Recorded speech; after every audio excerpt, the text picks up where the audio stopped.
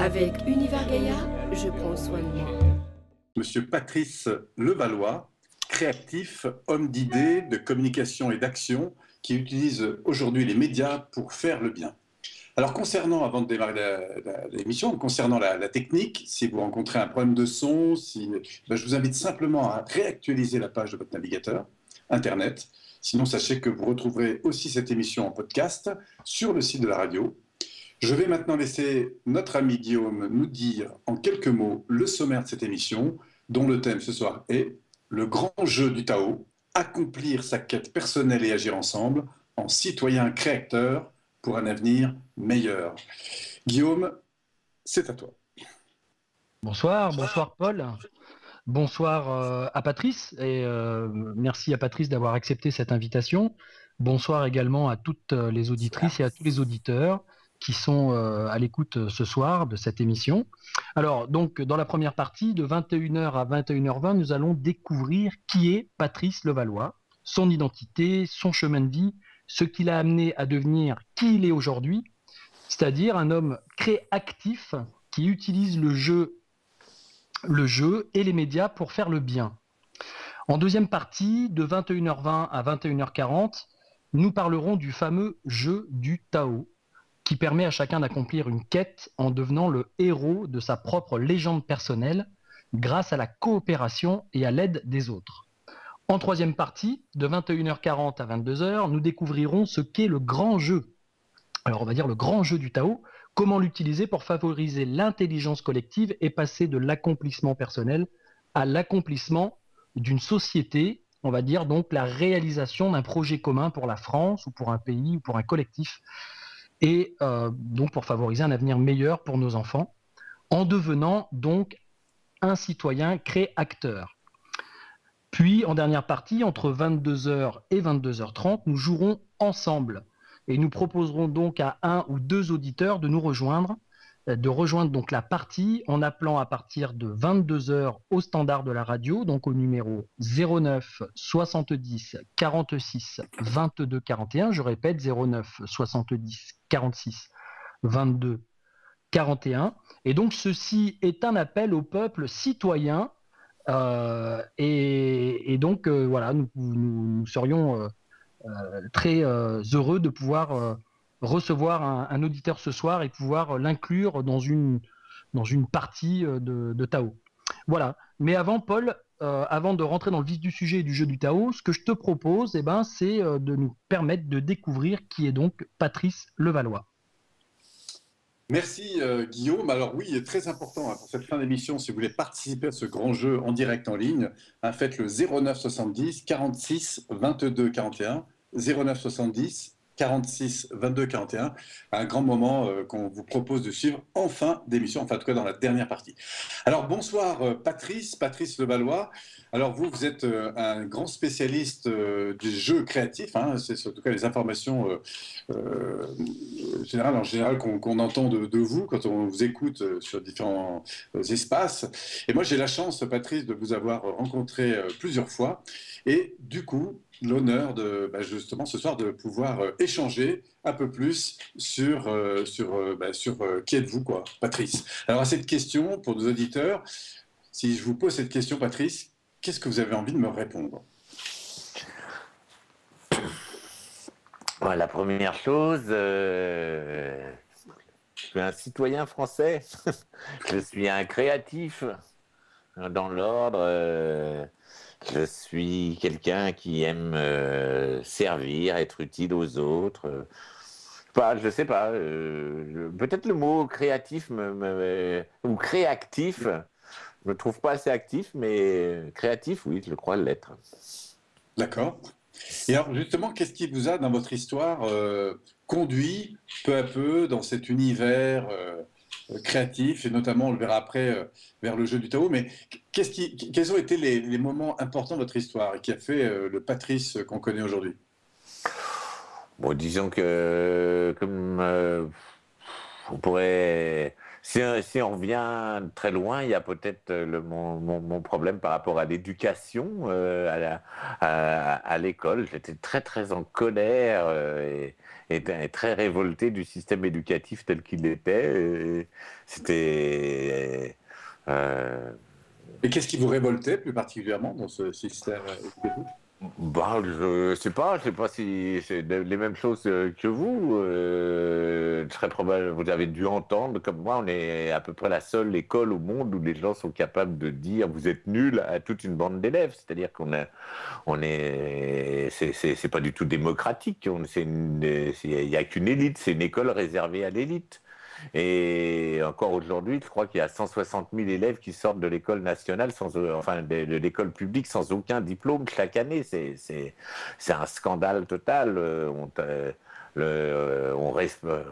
travaille sur des programmes, on ne parle pas des enfants, on ne parle pas de nos capacités, on n'est pas là pour révéler les capacités des uns et des autres. Et je crois que ça a été ma première révolte de voir que l'absurdité de l'éducation telle qu'elle était faite, ça m'a vraiment véritablement travaillé.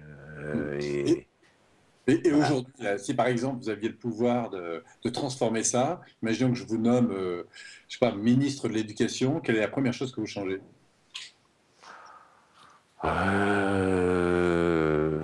La première chose justement, je ne vais pas. Heureusement, vous n'allez pas me nommer ministre de l'Éducation nationale parce que la première chose, il n'y a pas de première chose à changer. Il y a une vraie prise de conscience. J'aiderais, je ne sais pas. C'est une solution peut-être que j'inviterais à regarder les autres écoles publiques. D'abord, à une prise de conscience que notre école aujourd'hui il y a eu un rapport qui s'appelle le rapport PISA, je ne sais pas si vous avez entendu parler, et ce rapport notait 65 écoles dans le monde. Moi, je pensais qu'on allait être bien classé, en tous les cas, par exemple en littérature. Eh bien, pas du tout. En littérature, on est les 22e. En mathématiques, on est les 27e. En sciences, on est les 29e. Et dans l'égalité des chances, on est les derniers. Enfin, non, en 2009, on était les avant-derniers, maintenant on est les bons derniers. 65e. Bravo. Voilà. Donc, ce que je changerais, j'expliquerais au monde qu'il y a d'autres formes d'écoles. D'accord, donc une école peut-être qui favorise plus le développement des talents individuels, le Oui, fait de faire émerger les vocations. exactement, qui Voilà. respectent les élèves plutôt que de les brimer et de les formater pour un avenir que de toute manière ils n'ont plus. Dire qu'on arrive dans un changement de société. Je veux dire, c'est pas du tout dans l'ordre, là, je parle pas de ma vie, mais c'est vrai que chacun, et on le sait quand on est enfant, on a des aspirations, chaque individu a un destin plus grand qu'il ne l'imagine et plus grand qu'on peut nous l'offrir aujourd'hui, en tous les cas dans l'école telle qu'elle est faite, et ce destin, aujourd'hui, il peut pas se révéler, quoi. On est écrasé par euh, des dogmes, une discipline totalement absurde. J'ai des camarades dont je vais faire la publicité tout de suite, ça s'appelle École du Monde. C'est des gens qui sont justement nés un peu avec le grand jeu sur la région de Montpellier. Et cette École du Monde, ils étudient, ils vont regarder ce que c'est, je sais pas, écoledumonde.com à Montpellier. Enfin, pour ceux qui ont envie d'aller vérifier, ils ont fait venir d'autres écoles, des écoles qui étaient mieux classées que la nôtre. Par exemple, la Finlande. Eh bien, la Finlande, lorsqu'ils font, comment dirais-je, des cours, il y a aucun. Ils ont donc amené des Finlandais en France dans des cafés citoyens. Il y avait 150 personnes à la première rencontre, donc c'est vraiment quelque chose qui intéresse véritablement les parents et même les enfants. Et il y avait 45, il n'y a pas un cours en Finlande qui dure plus de 45 minutes, il n'y a pas de leçon, il n'y a pas de devoir, il n'y a pas de punition. Le rêve. Et pas de cours l'après-midi. D'accord. Le rêve, quoi. Par rapport au système, donc vous avez été confronté à un système qui effectivement, visiblement, n'était pas adapté, en tout cas. Et comment vous êtes sorti dans votre histoire, vous, Patrice? Moi, en fait, j'étais tellement en colère contre tout que bon, j'étais dans les. En fait, moi, je voulais faire je voulais faire du cinéma. Je voulais être réalisateur et, et, et donc je voulais faire du cinéma. Je voulais tourner un film. Je voulais. Enfin, ça a commencé un peu par hasard et je voulais aller au Brésil. Et à l'époque, le Brésil, le billet d'avion c'était 10 fois le SMIC. Et donc, il fallait que je trouve un métier où je gagne de l'argent. Et en fait, je suis rentré dans la publicité. Et parce qu'on avait besoin de créatifs, de gens. C'était quelque chose où c'était possible. Et comme j'étais plutôt un bon créatif, eh bien, ça a plutôt bien marché pour moi très, très rapidement, quoi. Vous êtes dans les médias à ce moment-là. Hmm. Est-ce que c'est là que vous avez une période assez importante dans les médias, dans la télévision, dans un certain nombre de choses? Ah non, la télévision, j'y suis arrivé beaucoup plus tard. Non, non, au début, j'ai commencé vraiment dans les lignes mini de la publicité. J'ai vendu du vent. J'étais un bon créatif, mais je me suis pas aperçu que je servais Du rêve. je sais pas, vous avez pas vu 99 francs? Bah, c'était à peu près le topo, quoi. C'était un peu ça. Et en fait, je me suis vraiment trouvé dans une. Mais bon, c'était rock'n'roll, c'était 99 francs. Voilà, c'est-à-dire que j'avais mis ma conscience au vestiaire et je servais, je travaillais, je gagnais beaucoup d'argent. J'avais même monté ma propre boîte, j'avais beaucoup de salariés. Et puis à un moment, bah, il y a un moment, ça a basculé, c'est-à-dire que c'était très drôle parce que j'avais du succès et le succès que j'avais, quand on m'en félicitait, j'avais honte. C'était vraiment, Ah ouais. j'avais vraiment des problèmes de conscience Selon vous, qu'est-ce qui faisait votre succès à ce moment-là? Oh, bah, ce qui faisait mon succès, c'est que j'avais beaucoup d'enthousiasme, que j'avais beaucoup d'humour, que je trouvais des petites. Je trouvais des idées qui étaient marrantes. Bon, par exemple, bon, ça ne veut rien vous dire, c'est pas trop de votre période, mais je suis à l'origine d'un concept qui était un truc sur une banque, c'était Votre argent m'intéresse, vous savez, pour la BNP. Ouais. C'était d'un cynisme total. Et moi, j'avais réussi à vendre à une collection de banquiers absolument, enfin bon, qui étaient tous en costard, tous habillés. J'avais réussi à vendre, le dire, bah, de toute façon, vous faites un métier de mauvais, bah, soyez mauvais jusqu'au bout, quoi. Indiquer, vous voyez, de dire votre argent m'intéresse, c'était de mettre le cynisme à son maximum et que ça pouvait aller dans une société. Alors bon, Provocateur. Un c'était peu provocateur. provocateur. Eh bien, ils D'accord. l'ont accepté. La pub n'a pas marché en termes d'efficacité vis-à-vis du client, heureusement, parce que là, je crois que ça aurait accentué ma première dépression. Mais c'était. Voilà, c'est juste à tel point.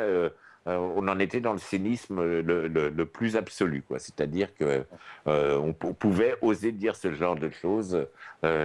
Toi, tu ne m'intéresses pas, mais ton argent, ouais, ça m'intéresse. Voilà. Quand on connaît, quand on vous connaît, puisque je vous connais aussi sur un autre plan plus amical, mais effectivement, il y a un petit décalage entre ce que je connais de vous et cette affirmation. Et alors, justement, comment les choses ont évolué pour vous, Patrice, dans les médias? Parce qu'après, vous avez joué un rôle assez important, je crois, hein, dans les médias. Bah, en fait, ça a évolué, ça a mal évolué. C'est-à-dire que de faire toute cette pub, j'ai d'abord fait une dépression nerveuse. Et puis, donc après cette dépression nerveuse, je me suis décidé d'aller vers le métier que je voulais faire, c'est-à-dire du cinéma et tout, et enfin de créer de l'image. Et là, je suis parti pour faire des films publicitaires. Ah, ça m'a pas arrangé parce que les films publicitaires, c'était un peu la même. C'était la même. Voilà, pour moi, ça correspondait à la même, le même dilemme. C'est-à-dire que j'étais Alors, est-ce qu'on pourrait obligé. parler, par rapport à ce dilemme, est-ce qu'on pourrait parler de conflit de valeurs, c'est-à-dire Ah, tout à fait. utiliser. Ouais. Oui, oui, c'est un conflit de valeurs. C'est-à-dire, on vend du rêve, mais on vendait des voitures qui polluaient. C'est-à-dire que il commençait, j'avais une conscience écologique qui commençait à naître en moi et qui me faisait comprendre que la publicité, c'est-à-dire que ce que je servais, le monde que je servais, ben,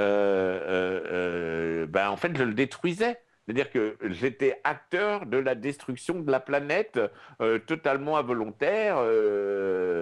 Enfin, pas involontaire. C'était, voilà, j'étais rentré dans un cycle infernal. Je n'avais pas le choix. On ne proposait pas. Je ne pouvais pas. Enfin, je ne pensais pas que je pouvais faire des actions qui puissent améliorer les choses. Toutes les actions que je faisais, bah, soit ça. C'était des pubs pour les bagnoles, j'ai fait des pubs pour des pesticides. Moi, ça me fait. Enfin, on ne se connaît pas bien, mais je peux vous assurer que c'est difficile pour moi de penser que j'ai fait de la publicité pour des pesticides. Donc c'est mettre la créativité, mettre un talent au service de quelque chose qui est pas en adéquation avec... qui était à l'encontre, qui détruisait la planète. La planète est un... Moi, je me sens complètement un avec la planète. Nous sommes... voilà, c'était quelque chose de vivant et j'étais en train de le détruire. Donc jusqu'aux années 80. Cette mutation entre cette énergie, cette créativité mise au service de la destruction finalement de la planète, et tout d'un coup, hop, un virage comme ça qui vous a amené aussi loin, parce que je vous sais très engagé aujourd'hui dans différentes actions qui conservent justement, enfin, en tout cas des actions qui contribuent au développement à la fois de l'écologie, de la planète et de ces beaucoup d'autres choses, et engagé avec des personnes connues, en tout cas dans ces mouvements. Donc aujourd'hui, qu'est-ce qui a fait ce virage important, Patrice?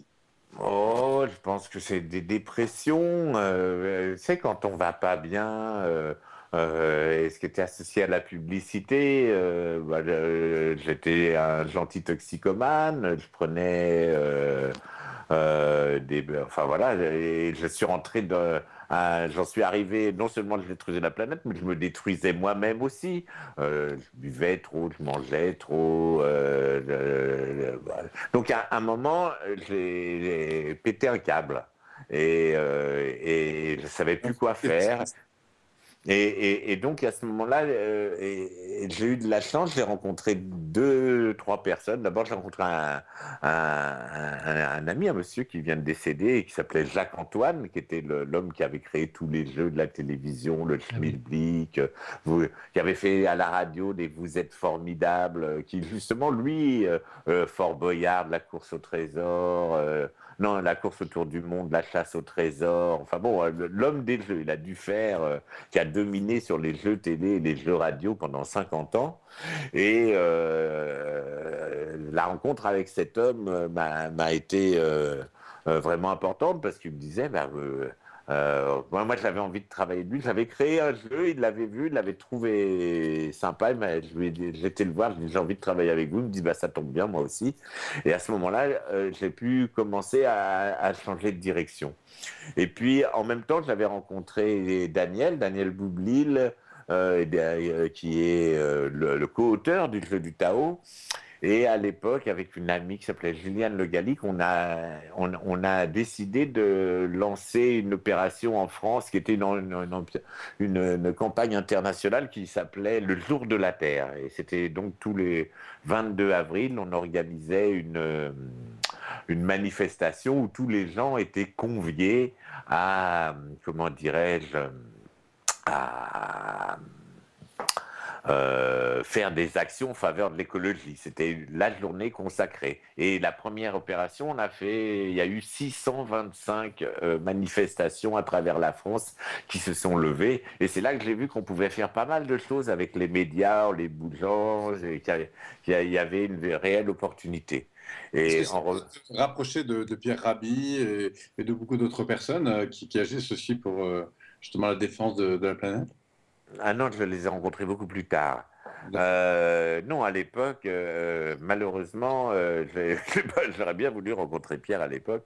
Non, malheureusement, à l'époque, j'ai rencontré beaucoup d'organisations.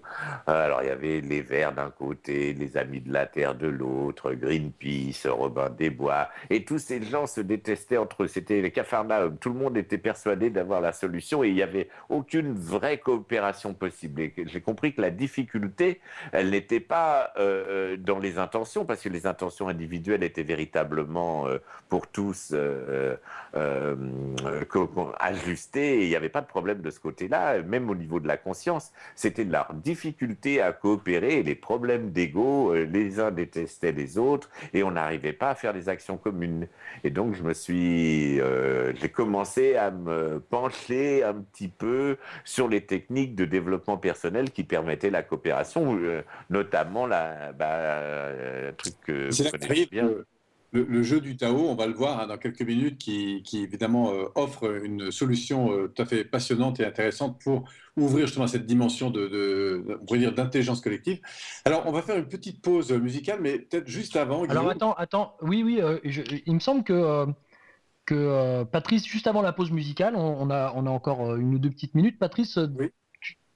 vous aviez fait déjà contribuer à quelques émissions qui étaient destinées un petit peu à faire changer un peu les consciences, ou en tout cas à faire aller...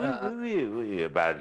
Lorsque j'ai rencontré Jacques-Antoine, j'ai eu des possibilités. D'abord, je suis le grand-père, on pourrait dire, de l'Instit, qui était une série télé, pareil, alors qui concerne justement mon sujet de prédilection, c'est-à-dire l'éducation.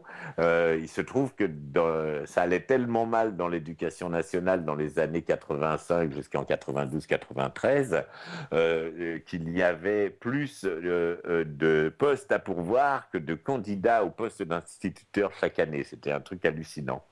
Et il y avait une démotivation totale. Et moi, comme ça m'avait motivé, il y avait Hervé Bourges, enfin pas Hervé Bourges, mais Pascal Joseph m'avait demandé de réfléchir à, comme je venais de la pub et que j'étais capable d'analyser des quantis et du quali, il m'a dit, essaye de voir s'il n'y a pas quelque chose à faire au niveau de série télé, est-ce qu'il n'y a pas quelque chose? Or, il y avait quelque chose à faire.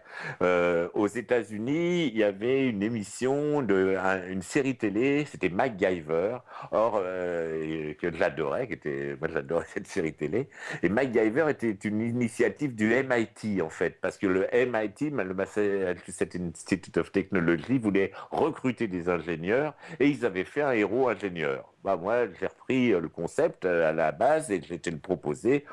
Faisons un instit, même pas un instit, d'ailleurs, c'est un suppléant qui va de ville en ville remplacer les instituteurs qui sont malades ou en difficulté, mais qui lui-même, alors on ne le voit pas en filigrane, est quelqu'un qui fait ça par vocation et qui est un ancien juge. C'est-à-dire on comprend qu'il a une stature plus importante qu'un instit et qu'il a choisi volontairement de faire ça. Et ça a fait renaître les vocations.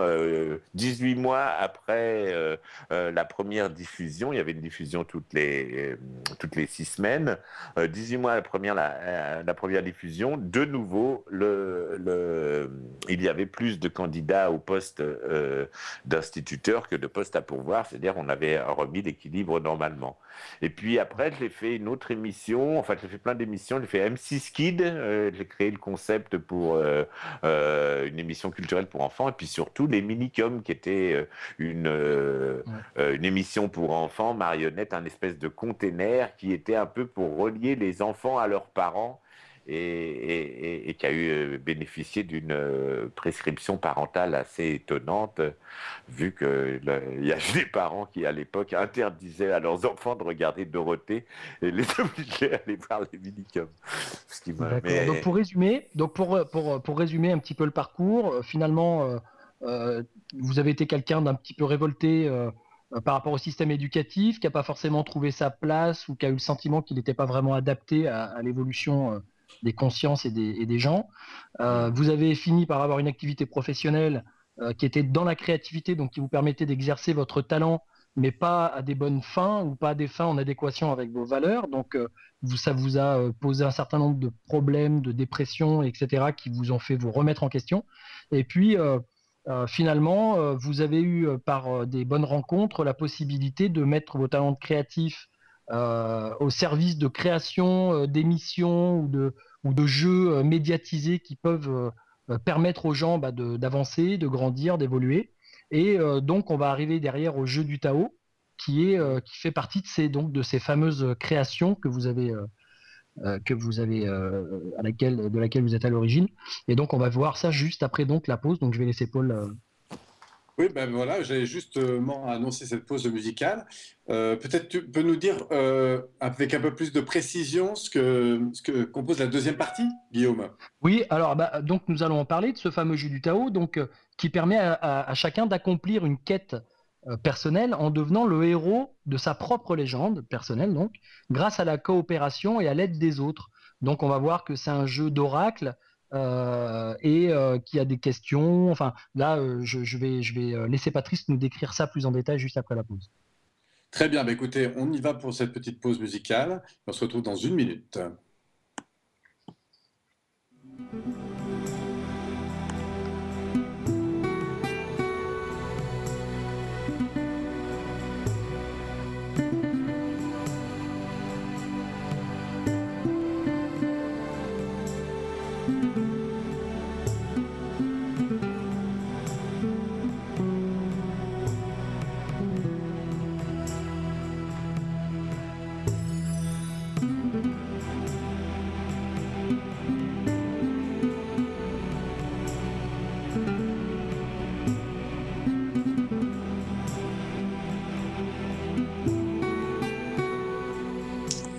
Eh bien, après cette petite pause musicale, nous reprenons notre émission. Alors après, nous abordons maintenant la deuxième partie de cette émission, et donc à l'écoute de sa réalité avec notre invité Patrice Levallois. Alors Guillaume, qu'est-ce qui nous attend maintenant dans cette deuxième partie?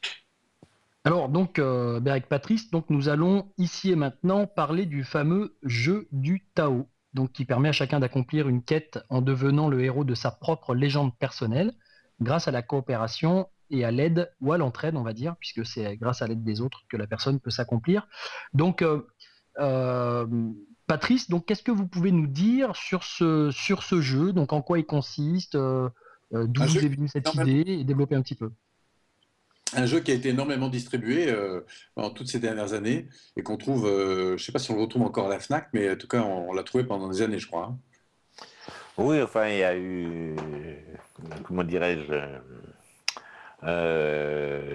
le livre sur le jeu en travail de développement personnel et dans les techniques a été très fortement distribué. Le jeu lui-même, en fait, qui demande un savoir-faire d'animateur et une animation, a connu un grand succès, mais c'est surtout au niveau de professionnels de la relation d'aide. On ne peut pas dire que c'est un jeu qui s'est véritablement démocratisé. Le livre, oui, mais le jeu, bon, on a dû en distribuer une trentaine de milliers d'exemplaires en tout, mais c'est pas comme le livre. Le livre était vraiment un outil qui a beaucoup,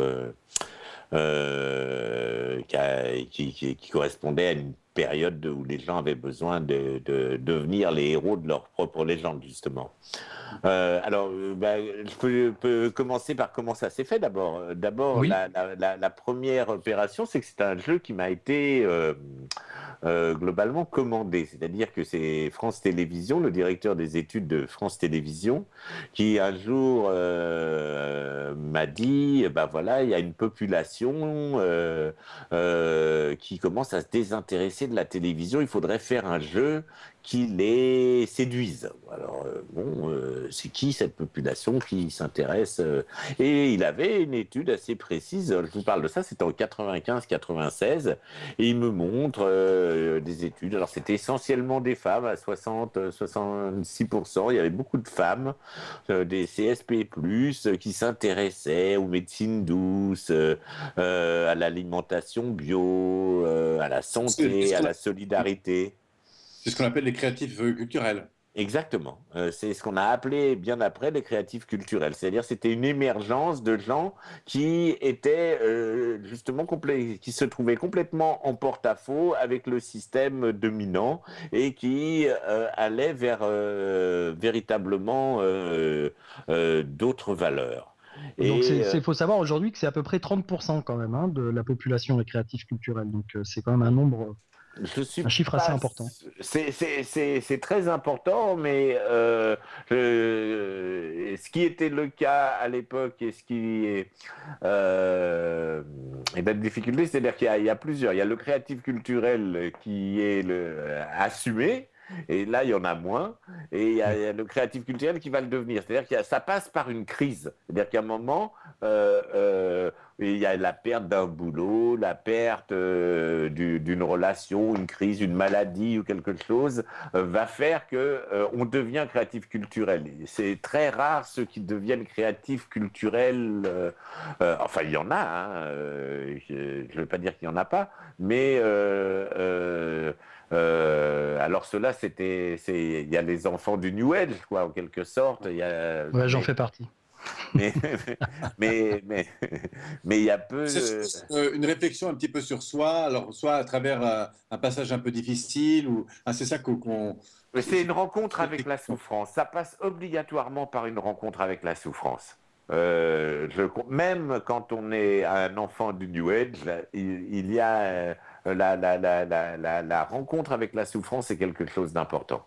C'est-à-dire que nous allons perdre. Il y a un véritable problème avec l'ego, avec le moi. Le moi se rend compte que il va perdre ce qu'il aime, qu'il va vieillir, il s'aperçoit de l'impermanence des choses et tout à coup les biens, il prend une espèce de position de recul, il y a une connexion, à un moment il se rend compte qu'il ne peut pas être un être séparé véritablement. Je crois qu'il y a quelque chose, il y a une crise à ce moment-là et les personnes à ce moment-là commencent à essayer de mettre plus de cohérence dans leur vie, quoi.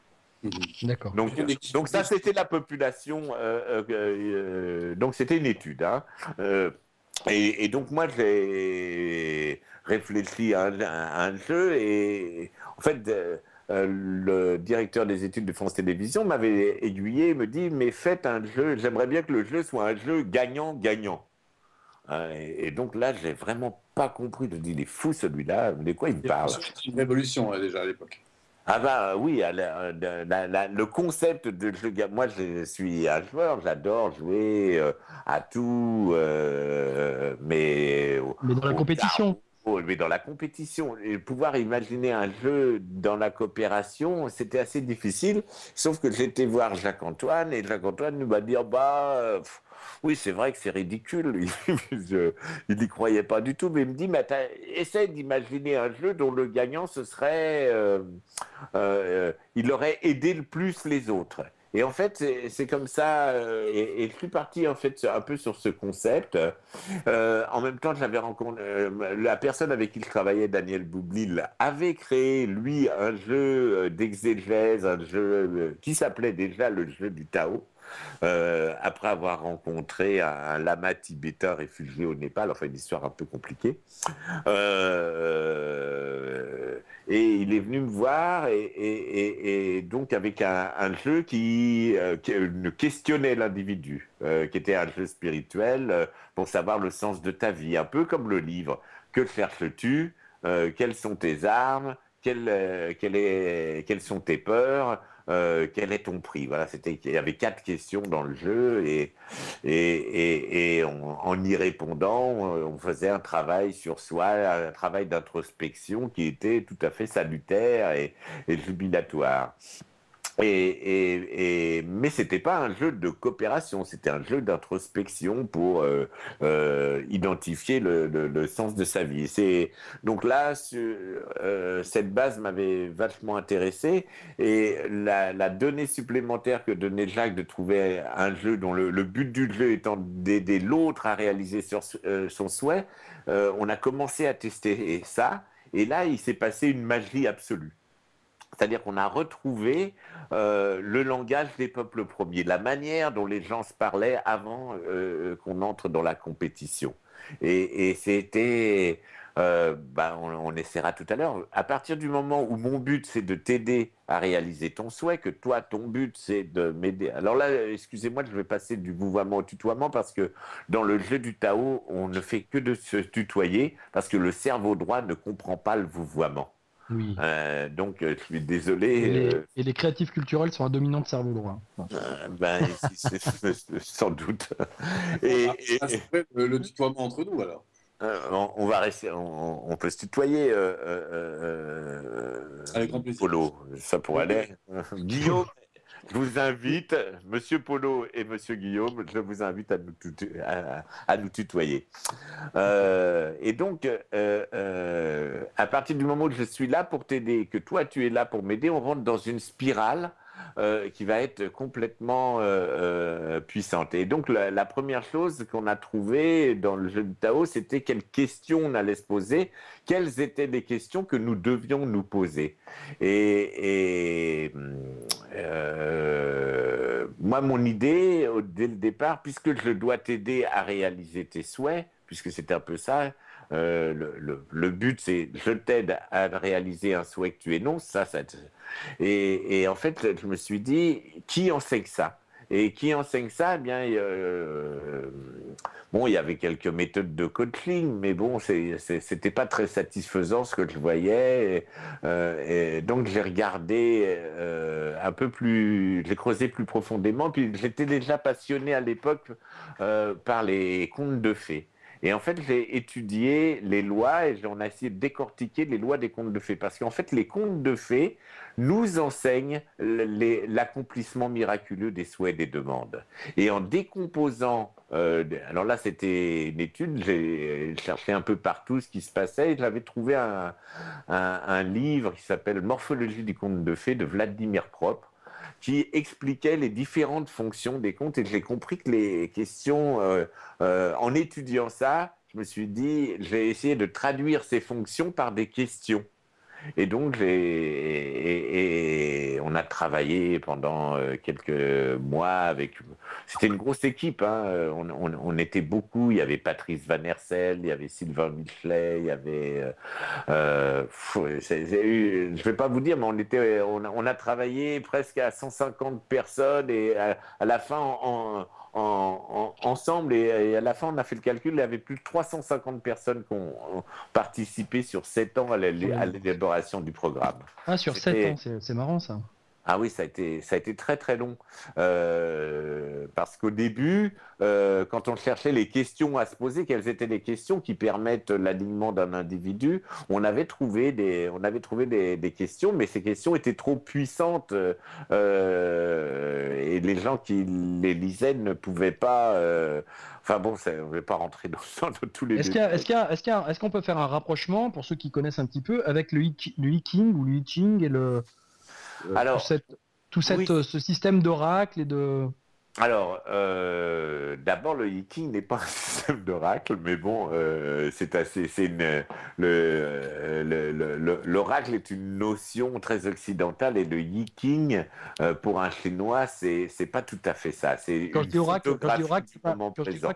Oui, voilà, c'est ça. Quand je dis oracle, c'est pas une voyance, c'est pas quelque chose qui nous informe sur notre avenir, mais c'est tout un tas de choses, de synchronicité ou de formation qui nous disent voilà où on en est, dans quelle énergie on est actuellement. Exactement. Mais ça, c'est très difficile de comprendre pour un occidental. Nous sommes...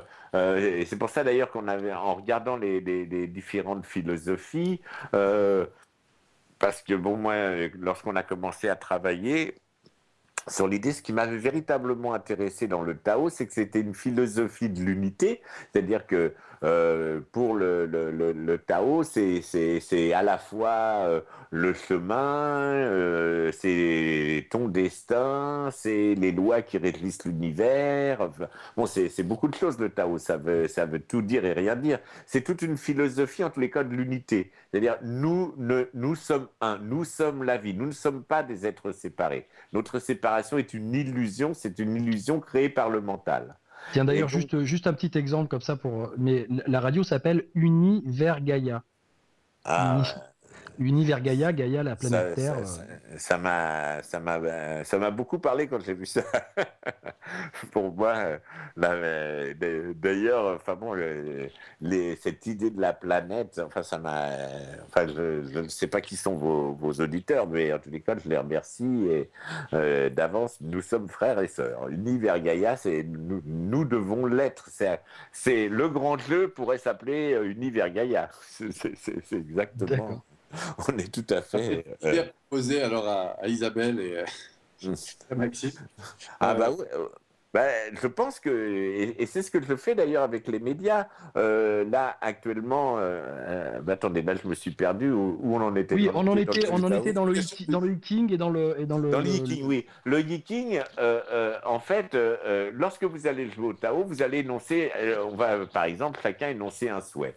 Alors, un tel, bah, je veux me réconcilier avec un voisin, un parent, ma mère, ma femme, mon fils, je ne sais pas. Ça peut être relationnel. Ça peut être, je veux changer de métier, je veux une maison, je veux changer quelque chose dans ma vie en mieux. Voilà, ça c'est la première chose. Ça peut être au niveau matériel, ça peut être au niveau relationnel, ça peut être au niveau spirituel, ça peut être au niveau de la création. Ça peut C'est ce qu'on être appelle ce une que vous quête. voulez. C'est une quête. Voilà, vous énoncez à souhait quelque chose qui est vivant et important en vous et vers quoi vous tendez.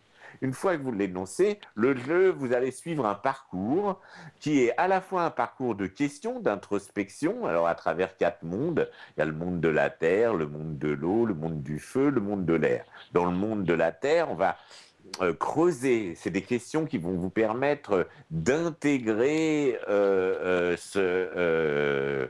pourquoi. Pourquoi c'est important pour vous cette quête. Ça va creuser. On va revenir à la compte d'aligner ce qu'on appellerait la fonction roi.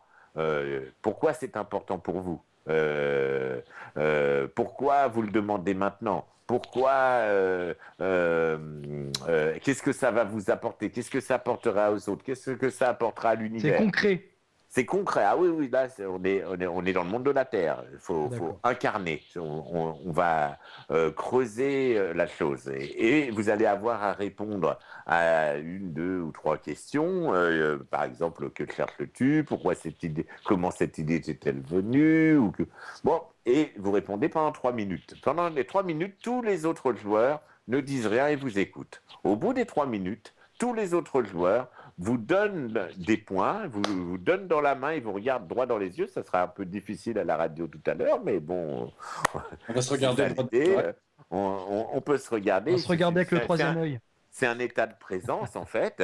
Et chacun va vous exprimer soit son ressenti, soit va vous faire une proposition, un conseil, soit va vous exprimer sa gratitude parce que ça lui rappelle quelque chose. Et cette connexion qui va se faire à ce moment-là va permettre aux joueurs de voir la différence entre ce qu'il dit et croit dire et ce que les autres ont entendu et ressenti. Et à partir de ce moment-là, il va se passer quelque chose, puisque tous les joueurs vont faire le tour et chacun va pouvoir s'exprimer et voir la différence. Ça va créer un métalangage et ça va créer le langage de la coopération. Parce qu'à chaque fois que les gens vont vous parler, ils ne vont pas vous dire quelque chose que vous n'allez pas apprendre un truc nouveau. Ce que vous allez apprendre, vous le savez depuis tout le temps. Votre mère vous l'a dit, vos copains vous l'ont dit, votre femme vous l'a dit. Enfin, il n'y a aucun problème. Sauf que là, c'est des gens que vous ne connaissez pas nécessairement qui vont vous le dire dans le seul but de vous aider. Et là, ça va ancrer quelque chose en vous. Vous allez créer un état de réceptivité. C'est un peu de la PNL, mon cher Polo. Tout à fait, en sachant. Oui. Tout à fait, en sachant que, en plus, il me semble que la personne, parce que je l'avais fait une fois, la personne qui écoute ce feedback, ce retour, est censée donc se taire. Donc, en gros, il faut qu'elle accueille totalement. Il faut qu'elle accueille. Elle peut pas, voilà. Elle est dans une position d'accueil. Voilà, position d'accueil. J'intègre et je digère, quoi, en fait. Donc ça, c'est la première phase, c'est la phase question. Et puis, dans une deuxième phase, une fois qu'on a commencé à tourner, donc il va y avoir d'autres ont d'autres épreuves, donc des épreuves beaucoup plus collectives qui vont vous faire comprendre en quoi votre quête a priori individuelle intéresse en fait toute l'humanité si elle est alignée. Et puis, vous allez avoir les oracles, donc les fameux Yi-King, qui va, lui, vous dire, là, dans la situation où tu es, dans cette situation-là, le meilleur chemin pour accéder à cette quête, ce serait de faire cela. Et là, tous les autres joueurs, bon, alors vous allez lire la carte, soit vous allez la comprendre tout de suite et l'identifier tout de suite, soit les autres joueurs sur cette carte vont vous aider à prendre cet engagement, vous allez la comprendre. Et c'est une magie incroyable parce qu'en fait, les Chinois ont discipliné le hasard. C'est-à-dire que ce qui est très important de comprendre, c'est que nous, on a une notion du hasard qui est totalement erronée. C'est-à-dire que le hasard est une notion d'ailleurs relativement récente. Elle est née en l'an 1000-1100, lorsque Guillaume de Tyr, en revenant des croisades, est passé par le château de Azhar en Syrie et qu'il a vu des musulmans qui jouaient au dé. Et pour Guillaume de Tyr, les musulmans n'avaient pas de Dieu, c'était des mécréants. Donc, et quand il a vu ces gens qui jetaient le dé, il m'a dit « Mais qui arrête le dé ? Ça ne peut pas être Dieu. » Donc cette notion de geste soustrait à la volonté de Dieu est venue à partir de ce moment-là, et avec le siècle de lumière, ça a donné qu'aujourd'hui, il y a des gens qui pensent que tu penses à un camarade et ce camarade te téléphone à ce moment-là, tu te dis tiens, quel hasard. Non, c'est pas un hasard. Alors, là, on parle de synchronicité. De synchronicité, où la science aujourd'hui, Erwin Laszlo il est en train d'expliquer qu'il y a un champ akashique et que nos pensées sont toutes reliées dans un même champ qui est le champ A, et c'est la science qui commence à l'évoquer aujourd'hui. Mais bon, notre cerveau n'était pas capable d'appréhender tout ça. Alors justement, là, ce qui est intéressant, je ne sais pas si tu connais, mais certainement, donc le Yi-King, on va dire, c'est le livre des changements. Hein, donc, oui. Et il y a un très très bon bouquin qui permet de bien le comprendre, qui s'appelle Le discours de la tortue. Je ne sais pas si tu l'as lu, de Cyril Javary. C'est très drôle ce que tu me dis. D'accord. En tout cas, moi, j'ai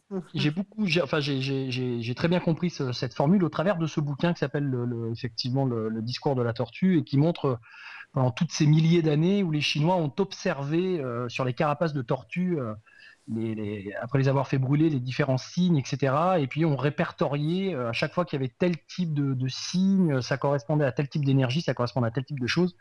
Et en fait, c'est un travail de fourmi. Oui, c'est un travail impénitent. Voilà, non, mais ce qui est très drôle que tu dis, c'est que le Yi-King que nous utilisons dans le jeu du Tao est un Yi-King de Cyril Javary. Ah bah oui. Et lorsque nous avons voulu faire le livre et qu'on a voulu faire le jeu, moi Cyril Javary, je le connaissais bien avant. En fait, nos deux filles ont été élevées ensemble et avaient la même nounou. Ah oui, on parle du hasard.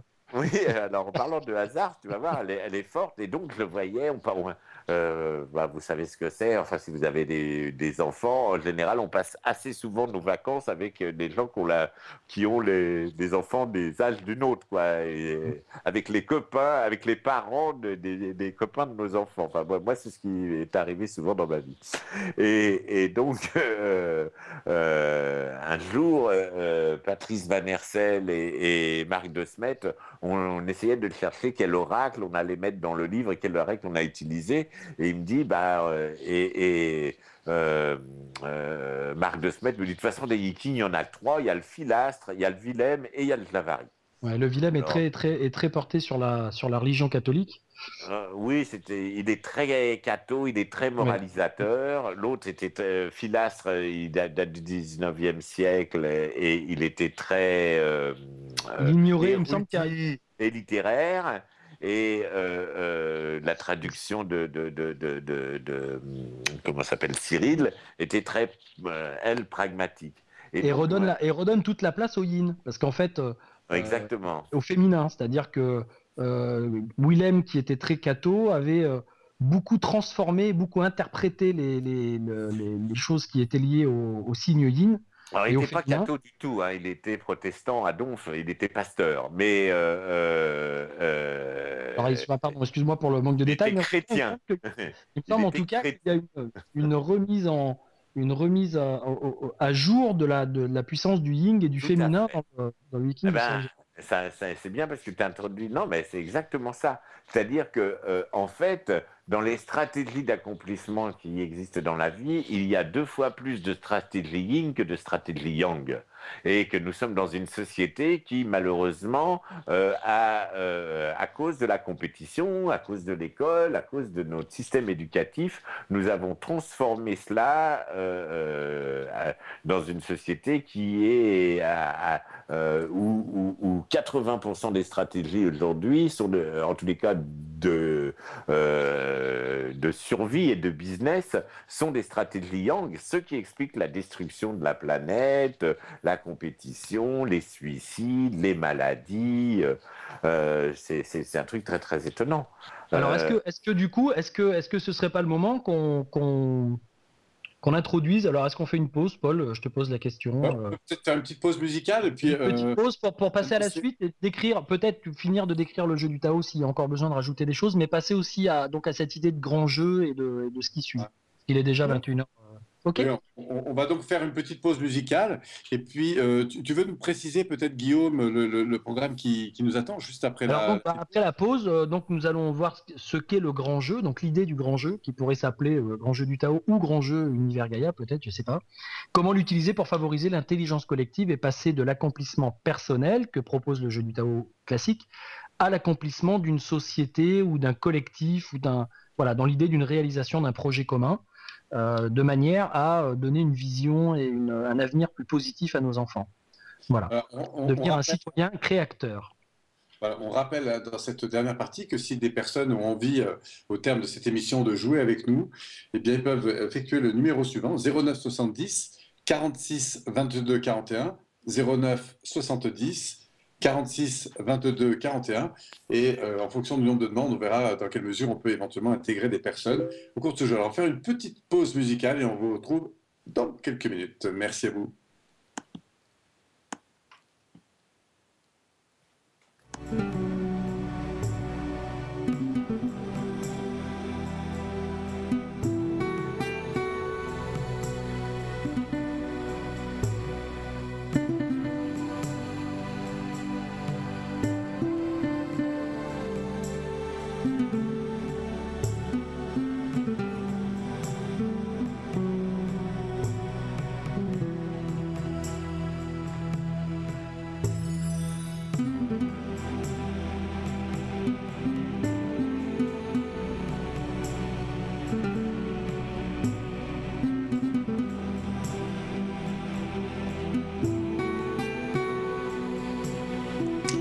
Alors, bonsoir à tous. Après cette courte respiration musicale, nous abordons maintenant la troisième partie de cette émission, à l'écoute de sa réalité. Et donc là, ce soir, il s'agit de la réalité de Patrice Levallois. Alors, Guillaume, qu'est-ce qui nous attend pour cette troisième partie? Alors, justement, pour faire le lien avec ce qui s'est passé précédemment, donc nous avons parlé du jeu du Tao, le Tao qui est en lien avec le I Ching, qui s'appelle le livre des changements. Et comme disent les Chinois, il n'y a qu'une chose qui ne change pas dans ce monde, c'est le changement. Et en parlant de changement, on peut dire que dans un monde qui change, il vaut mieux penser le changement que changer le pansement. Et c'est ce que propose justement de faire Patrice Levallois avec cette idée du grand jeu alors du Tao ou autre, en termes de nom, donc qui va permettre de mobiliser des gens, de faire favoriser l'intelligence collective pour que chacun puisse à la fois s'accomplir individuellement et se rendre compte qu'il peut, en s'accomplissant individuellement, également contribuer à l'accomplissement d'une quête plus large, plus vaste, plus grande que lui, qui est celle d'une société ou celle d'un collectif plus grand. Voilà, donc Patrice, maintenant qu'on se tutoie, qu'est-ce que tu peux donc nous dire pour faire le lien donc, entre ce jeu du Tao et ce qui va suivre? D'abord, de dire la manière dont a été utilisé le jeu du Tao pendant très longtemps, là où il a beaucoup marché et même excellé, c'était dans les entreprises, parce qu'il permettait aux gens de se parler, d'aller. Il y avait deux systèmes différents. Il y avait dans des cafés, dans des bars, dans des lieux où des gens se rencontraient. C'était un peu dans le développement personnel, enfin, mais un petit côté spontané. Il y avait des thérapeutes qui l'utilisaient, mais une des plus grosses utilisations du jeu du Tao, c'était pour créer ce qu'on appelle des visions partagées. C'est-à-dire faire en sorte, en utilisant le jeu et comme chacun s'aidait dans sa quête, on mettait ça dans une entreprise, les gens, ça libérait la parole de pouvoir se parler, ça leur permettait de co-créer des positions et les entreprises, ça donnait une énergie à l'entreprise parce que tout le monde avait la même vision, une vision vers l'avenir, tout le monde était porté, une vision qui était à la fois alignée sur la raison d'être de l'organisation et sur les valeurs partagées par l'ensemble du monde. Et on a les mêmes valeurs, hein, généralement. Il n'y a pas... c'est des valeurs d'entraide, de solidarité, enfin bon. Et puis, bien sûr, des actions à court, moyen et long terme qui permettaient de mettre en place ces valeurs et cette vision.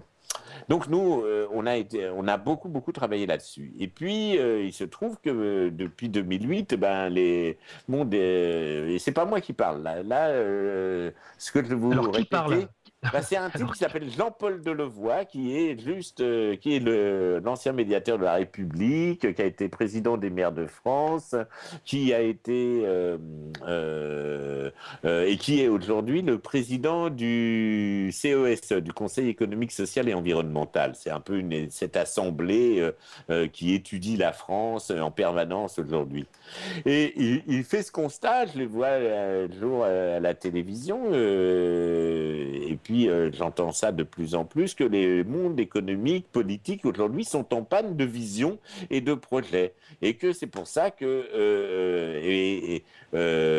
faute de savoir-faire, et que cette, pardon, excusez-moi, sans vision, pas de projet, sans projet, pas de mobilisation citoyenne, et pas de mobilisation citoyenne, il y a une espèce de dépression généralisée, les fameux 80% de Français qui vont pas bien dans la tête et qui n'ont pas, parce qu'ils n'ont pas une vision positive de l'avenir. Mais cette vision positive de l'avenir, elle n'est pas apportable par les politiques.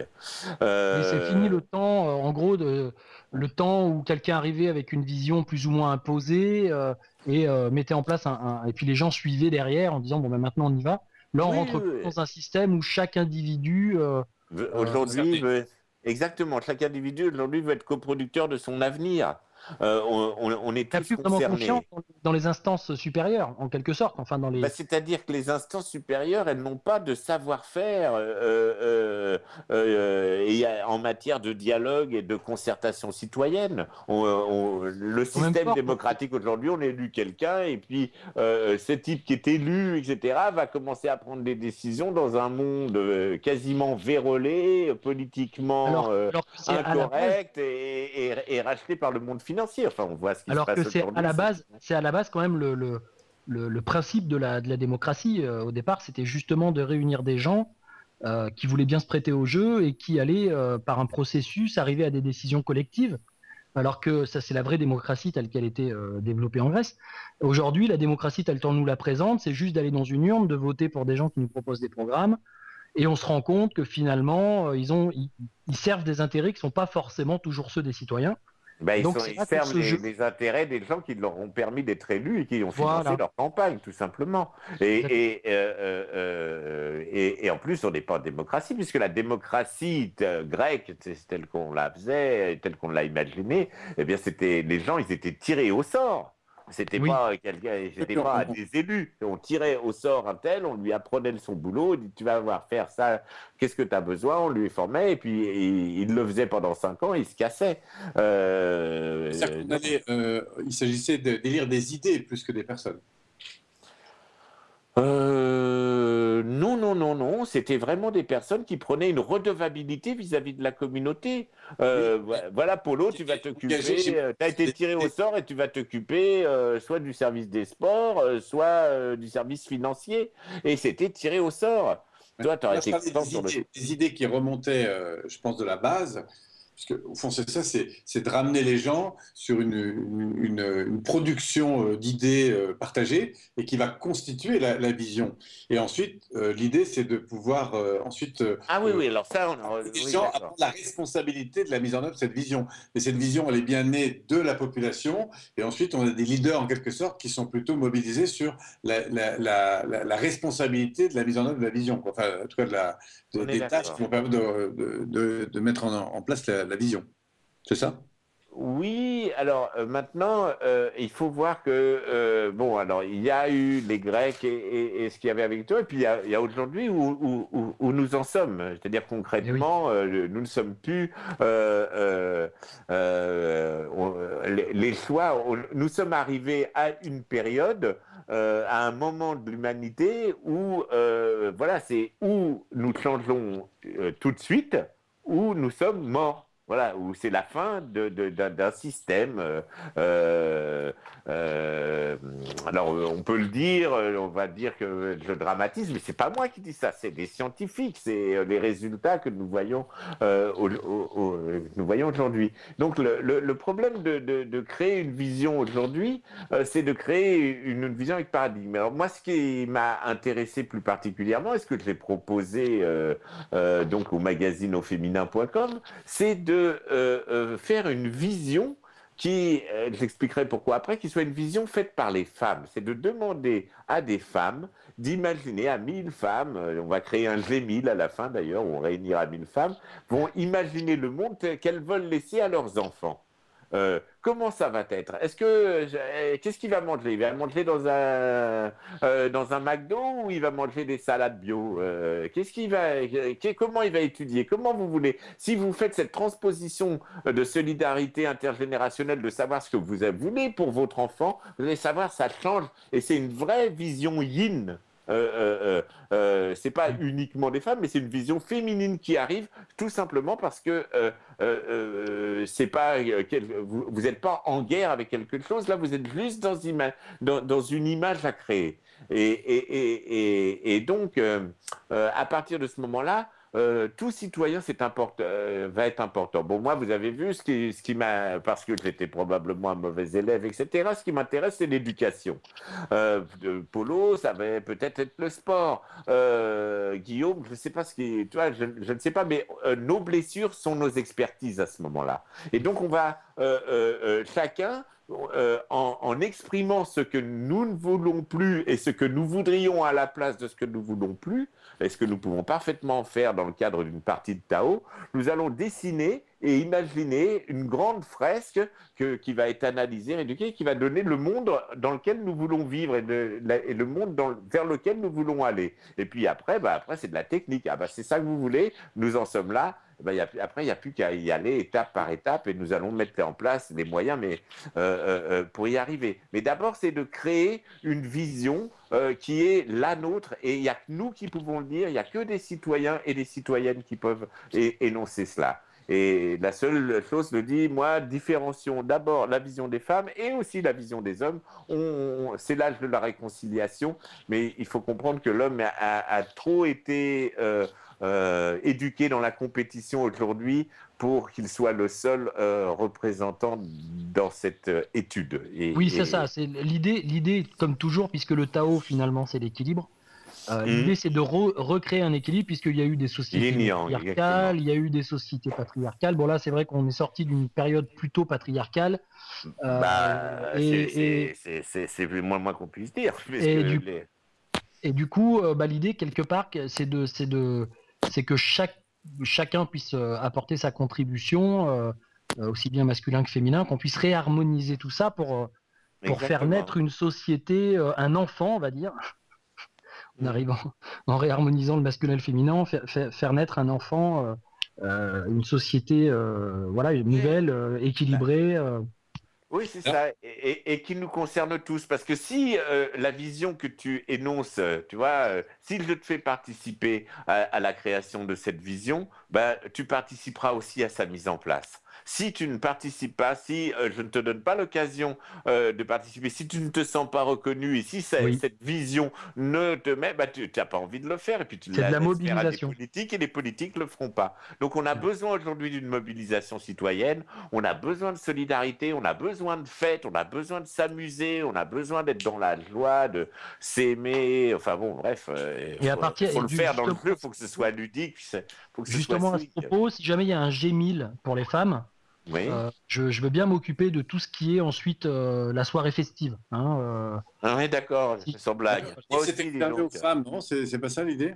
Ah non, non, non. Le G1000, c'est réservé aux femmes, mais les femmes qui vont venir, je pense qu'elles vont vouloir avoir 2, 3 hommes. Peut-être Ben, vous. Je suis Pareil, pas ça, sûr que je vous à prenne. au moins Enfin, 2000 personnes. non, mais bon. Non, c'est pas exclure les hommes, c'est associer deux visions. C'est séparer la vision que veulent les femmes, la vision que veulent les hommes, et ensuite on les relie. C'est d'essayer de ne pas conjuguer les deux en même temps dès le départ, parce que le système patriarcal, le système yang, a trop tendance à écraser le yin. Il faut les oui. séparer d'abord et ensuite les faire émerger et voir leur complémentarité et les faire vivre toutes les deux. Oui.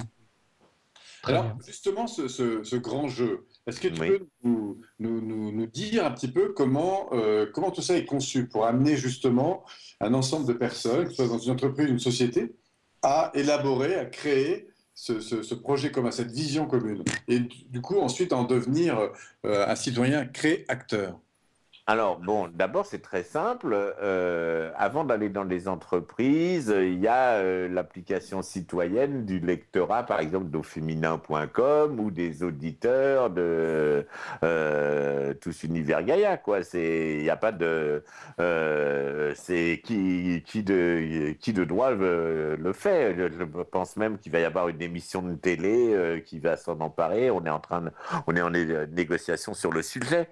Donc, il y a un appel et où les gens sont invités à venir faire des parties de Tao et à jouer ensemble. Alors, quand on fait une partie de Tao, ben, ce qui se passe, on se rencontre, on énonce son souhait. Et là, c'est un souhait, une quête individuelle, mais aussi une quête collective. Voilà, on aimerait ça. Et si la quête collective rencontre et suscite l'appétence des autres joueurs, eh bien,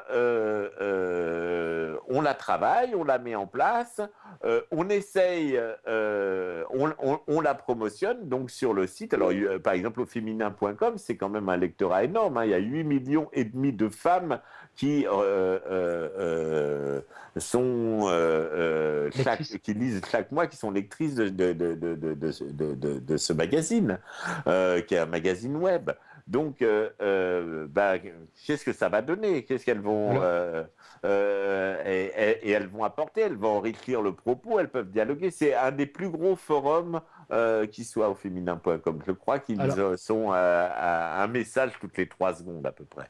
Alors, ce que je trouve intéressant dans cette histoire, parce que peut-être que ça peut paraître un petit peu ambitieux de se dire créer une espèce de jeu national où tout le monde pourrait avoir son mot à dire, et du coup se donner l'impression en fait que finalement on va être un peu noyé dans la masse, que je vais peut-être écrire mon idée sur un petit coupon qui va être embarqué dans une espèce de grande boîte à idées, etc. Enfin, ça peut être ce genre de choses qu'on peut imaginer, alors qu'en réalité, finalement, on rencontre des gens vraiment sur le plan individuel, c'est-à-dire qu'on est dans des, c'est des petites équipes qui partagent entre elles, donc la personne peut vraiment s'exprimer, peut vraiment être elle, peut vraiment rentrer en relation avec les autres, et puis après tout ça, j'imagine que ça pas fait effet boule de neige, mais en tout cas les les gens travaillent entre eux dans des petites équipes. Comment ça se passe justement concrètement après? Par exemple, moi je vais vous donner 2, 3 exemples. Il y a une partie de Tao qui s'est fait du côté de... alors il y a Montpellier, il y a Lille, il y a Lyon, enfin il y a plusieurs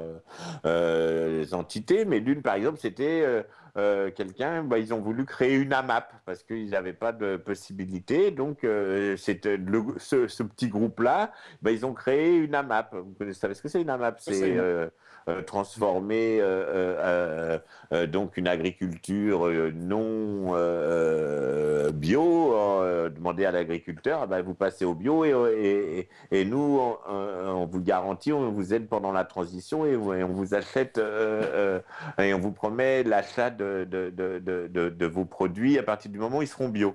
Il y a eu pas mal de choses sur la nourriture. Il y a eu un truc, quelqu'un qui voulait une cantine bio dans une ville parce que ils voulaient pas que leurs élèves dans les écoles, dans une école.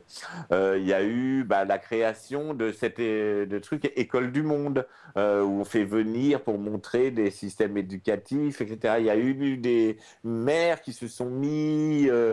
C'est une école de solidarité citoyenne. On est en grosse difficulté actuellement. Eh bien, il y a eu des, comment dirais-je, des maires. Alors ça se passe sur l'île.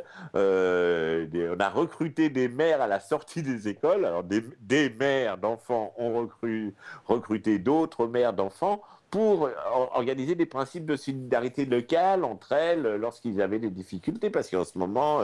Et alors, comment les idées sont récoltées après? C'est un peu techniquement mais elles sont récoltées en fait très simplement. C'est des animateurs de Tao et qui font savoir, c'est-à-dire ils communiquent.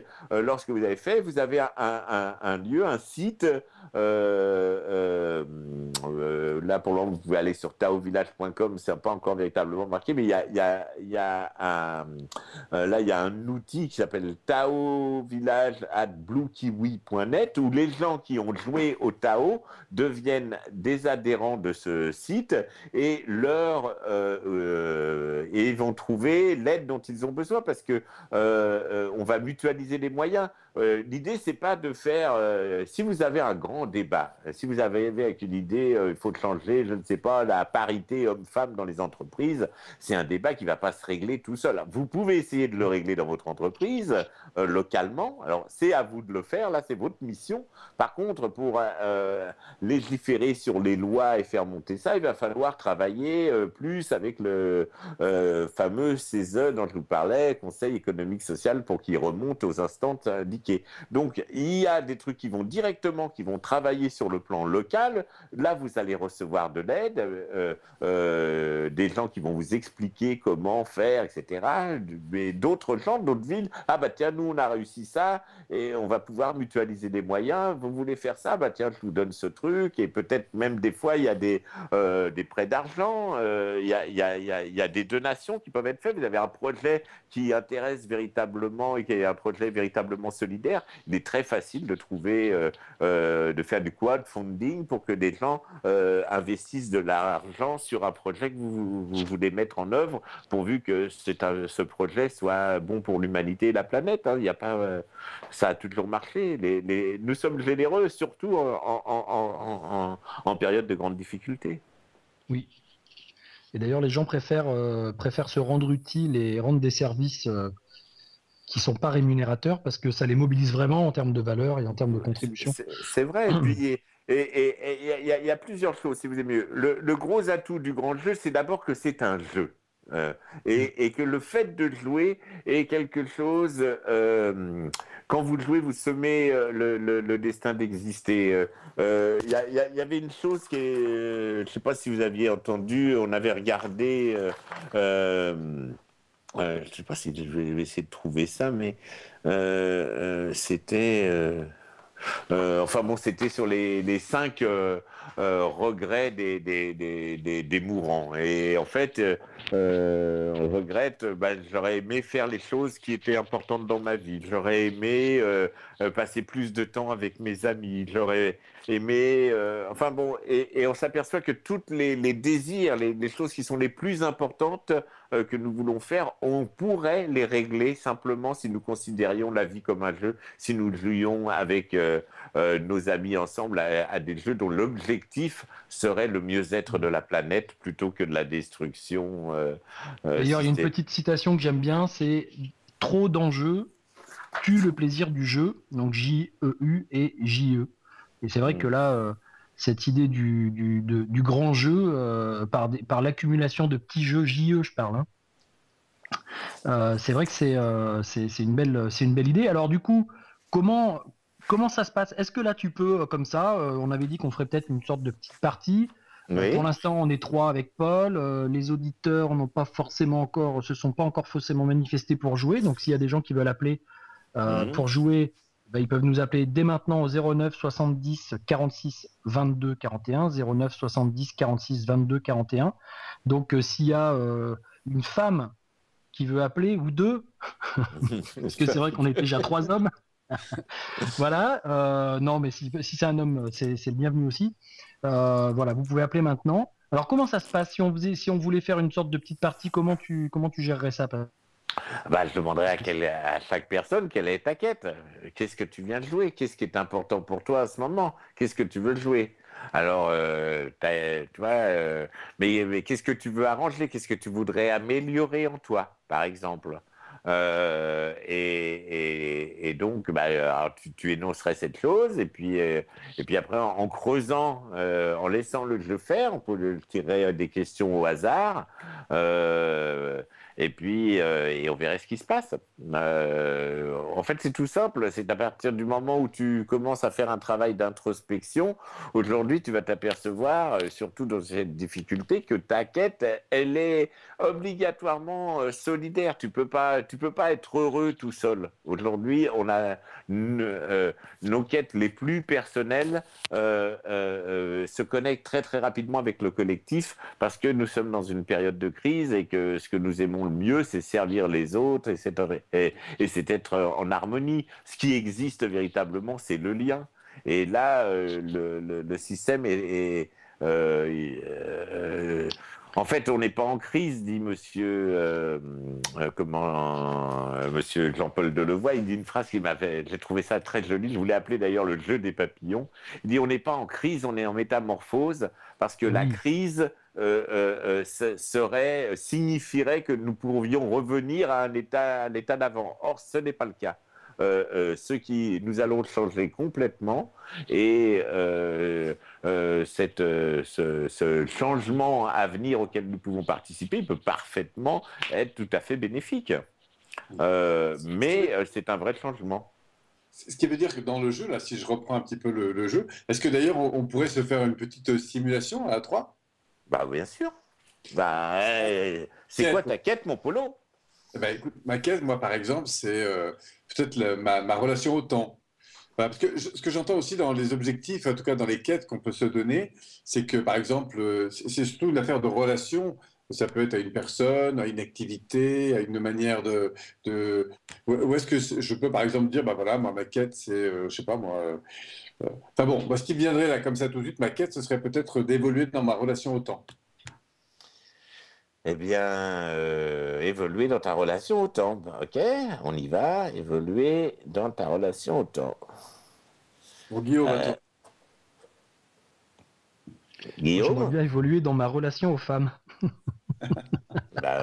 m'étonnes. Si je vais... remarque, allez, on va partir là-dessus. Évoluer dans ma relation aux femmes. C'est très important. Ouais, et toi, alors, Patrice? Moi, ça serait... là, très clairement, avec tout ce que vous m'avez dit, c'est réussir le grand jeu. Moi, c'est convaincre le plus de monde que en prenant la vie dans son côté ludique, c'est-à-dire que une chose aussi sérieuse que notre avenir peut être... se doit d'avoir des règles de jeu et peut se faire dans la joie et la bonne humeur. C'est-à-dire, moi, donc, ma quête, c'est réussir le grand jeu. Voilà. Si ça vous ennuie pas. Non, ça nous ennuie pas. Alors, concrètement, donc, premier tour, parce que si j'ai bien compris, chacun va s'exprimer. Voilà, alors, c'est simple, on va faire comme ça. Il y a 4 mondes. Il y a le monde de la terre, le monde de l'eau, le monde de l'air, le monde du feu. D'accord. Donc, le auditeur aussi à se poser une question personnelle, une quête. Oui. puis, pendant que nous, on va tirer les questions attrait à la Terre, etc., et ben, après tout, ils peuvent aussi répondre à ces mêmes questions à partir de leur... on va dire tout à fait. une synchronicité entre notre public et notre trio. On est tout à fait d'accord, ça doit pouvoir fonctionner. Donc, pour tous ceux qui veulent évoluer dans leur relation au temps, Polo, est-ce que tu vas, je te demande de choisir terre, eau, air ou feu? Eh bien, allez, je vais aller sur le feu. Je vais aller sur le feu, donc je prends la première. Et là, je retourne la question, et la question c'est quels sont les obstacles qui viennent de toi? Alors, c'est là que je suis amené à parler, c'est ça? Voilà, et donc tu vas répondre pendant 3 minutes et après nous allons te faire un feedback. Alors, je te donne le top, tu vas avoir tu vas entendre un petit ligne tibétain. Voilà, c'est à toi et maintenant tu as 3 minutes pour nous dire. Alors, ce que sont les limites que j'ai par rapport au temps, c'est ça, mes Oui, quels sont les obstacles qui viennent de toi? obstacles qui viennent de moi. Eh bien, je pense que le premier obstacle, ce serait peut-être de penser que la solution est à l'extérieur. Je pense que ce serait le premier obstacle et que, effectivement, pour avancer sur ma relation au temps, ça présuppose évidemment une introspection intérieure, peut-être centrée sur ce qui est le plus important pour moi, dans ma vie. Et puis, quand je pousse un peu plus loin... C'est quoi qui est important dans ta vie? Important pour moi dans ma vie. Ce qui est important, c'est que tu me racontes une histoire, c'est que tu sois relativement concret, tu vois, que tu me parles comme si j'étais un metteur en scène et que tu me racontes une histoire. Donc, voilà. Moi, par exemple, par rapport au temps, j'ai pas mal de projets. Je suis nourri par énormément de projets qui me portent entre la formation que j'assure une bonne partie de l'année, un autre gros projet de plateforme là, qui consiste aussi à sensibiliser des personnes à des outils de développement personnel de manière la plus simple qui soit, et notamment gratuite, pour toucher le plus grand nombre de personnes possible. Donc ça, c'est un projet qui me prend qui me prend du temps, même si je délègue beaucoup de mon travail. Et puis, par rapport au temps, moi, ce qui me fait vibrer, quoi, c'est le sentiment d'agir à un moment donné et de sentir que ce que je suis en train de faire va servir un grand nombre de personnes, c'est-à-dire va contribuer à l'évolution d'un grand nombre de personnes. Et ça, c'est vrai que quand je me sens dans une action, dans du temps qui va être utile et qui va générer de la croissance pour les autres, ça, c'est vrai quelque chose qui me stimule beaucoup. Et puis, au-delà de ça, le temps, pour moi, qui est important, c'est le temps qui va générer de l'émotion, c'est-à-dire de l'émotion partagée avec des amis, de la complicité, l'envie de jouer, l'envie de créer. Voilà. Mais donc, le conflit, il est où? Il est entre les deux, c'est-à-dire entre le temps que tu veux passer à tes amis et le temps que tu veux passer par rapport à ta mission, c'est ça?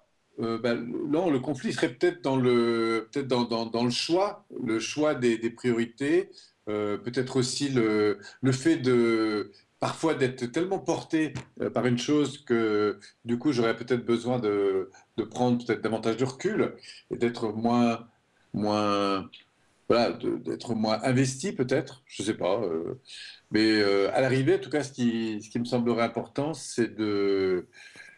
voilà, c'est d'accroître cette qualité de relation au temps, c'est-à-dire de sentir que dans ma vie, eh bien, je me sens de plus en plus utile. Voilà, parce que ça serait peut-être la priorité numéro 1, me sentir utile. D'accord. Ok, alors je fais gling. Maintenant, feedback. Alors, Guillaume, donc tu peux pas tenir la main, mais tu vas... Tu tiens sa main virtuelle? Tu tiens sa main virtuelle et tu lui dis, voilà, tu peux lui dire trois types de choses. Alors, est-ce que témoigner toi, de la tu veux pas... gratitude, sur quel était ton ressenti et un conseil. Tu veux que je le commence, c'est ça? Ouais, je veux bien que tu le fasses, comme ça donne l'exemple. Ok. Alors, Polo, au niveau du ressenti, en fait, j'ai senti que tu n'étais pas clair, en fait, avec cette notion du temps. C'est-à-dire que je sens que tu as peut-être, que tu as probablement des difficultés, trop de choses à faire, et que tu arrives pas je pense que tu nous, peut-être par timidité, enfin voilà, c'est mon ressenti, hein, je dis n'importe quoi, mais que tu nous as pas parlé de quelqu'un que tu aurais envie de voir et que tu ne peux pas voir parce que tu es pris par tout le temps. Alors ce quelqu'un peut être un polo intérieur d'ailleurs, hein, je ne sais pas quelqu'un de l'extérieur, mais je pense que tu as une difficulté. Que tu aurais besoin d'un vrai moment à toi. Je sais, enfin, voilà, moi, ce que je te conseillerais pour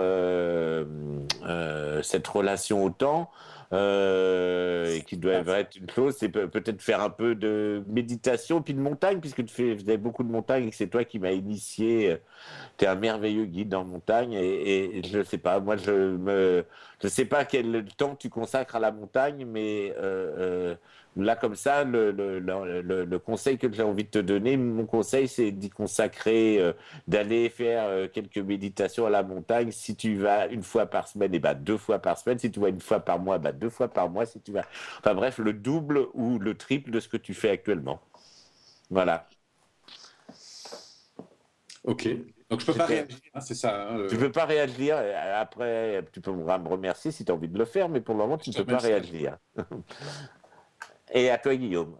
Alors moi, mon sentiment, effectivement, c'est que peut-être il n'y a pas assez de place pour l'intimité dans ta vie. Pour ton intimité peut-être avec toi-même et pour de l'intimité avec soit des relations amicales, soit des relations amoureuses, je sais pas. En tout cas, il y a une grosse volonté de beaucoup contribuer, de faire beaucoup de choses sur un plan du faire, hein, pour aider les autres. Et peut-être pas assez de temps consacré justement pour toi. Alors peut-être que c'est une sorte de course à l'échalote. Moi, c'est un peu le sentiment que ça me donne. Des projets qui se rajoutent à des projets, qui se rajoutent à des projets pour être utile, mais j'ai l'impression que déjà avec un seul de tes projets, tu es déjà super utile. Avec un deuxième, tu es déjà super utile. Donc ça, c'est mon sentiment personnel. Donc je dirais peut-être qu'effectivement, à un moment donné, plutôt que de regarder tout le temps vers l'extérieur et ce qu'on pourrait faire pour les autres, des fois, c'est bien aussi d'arriver à se poser un peu et d'arriver à rentrer un petit peu plus en soi et dans son intimité et de faire de faire ce qu'il faut pour avoir une vie intime qui soit riche ou plus riche en tout cas et qui nourrisse, et qui fait que peut-être on a moins besoin de se nourrir de l'extérieur. Voilà. C'est le petit. Je sais pas, c'est ça le conseil? Ouais, ça peut être ça. Alors maintenant, je vais faire plus rapide pour Polo pour aller jusqu'au bout parce que je vois qu'il n'a pas beaucoup de temps après pour avant la fin de l'émission. Polo, oui. Dis-moi un chiffre. 7. 7. Alors, 1, 2, 3, 4, 5, 6, 7. Et je regarde. Donc, tu as un oracle. Et alors, en fait, cet oracle, je pourrais te le mettre en musique si vous voulez. Je pourrais te le faire. J'ai une méditation là. Enfin, et il te dit donc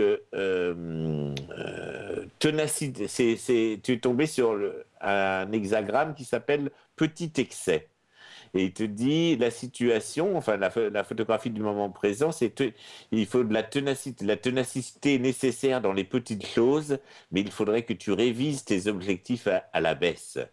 Le conseil, soit courtois, soit poli, soit compatissant, mais soit économe dans la satisfaction de tes besoins.